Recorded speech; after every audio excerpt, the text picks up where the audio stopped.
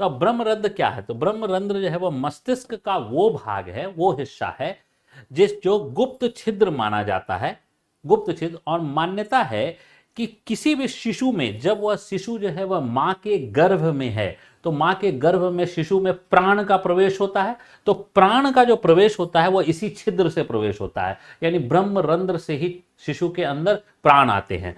और जो है जब किसी भी व्यक्ति की मृत्यु होती है तो वह इसी जो है वह छिद्र से प्राण जो है वह निकल जाते हैं, ये हमारी मान्यता है। इसी को हम लोग ब्रह्मरंध्र कहते हैं।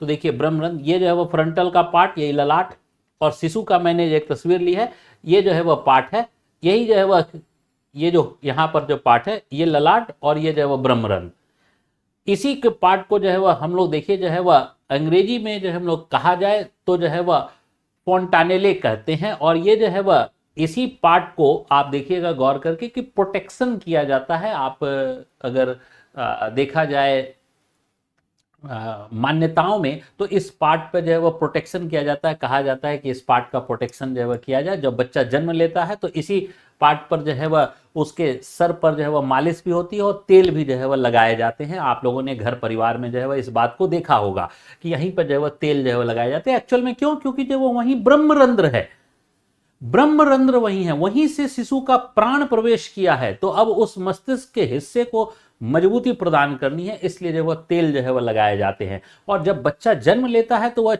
यह जो हिस्सा होता है यह ब्रह्मरंध्र के आसपास का थोड़ा पिलपिला होता है, यानी बहुत सॉफ्ट होता है, बहुत उसके टिश्यूज जो है बहुत ही सॉफ्ट होते हैं, जबकि आसपास जो है वह हेड स्कल जो है वो हार्ड होते हैं, लेकिन ये पार्ट जो है वह बहुत ही सॉफ्ट जो है वह होता है। ये आप जो है वह किसी भी बच्चे को, आप जो है वह जो जन्म लिया हुआ बच्चा है उसको जो है वह आप देखकर अनुमान जो है वह कर सकते हैं।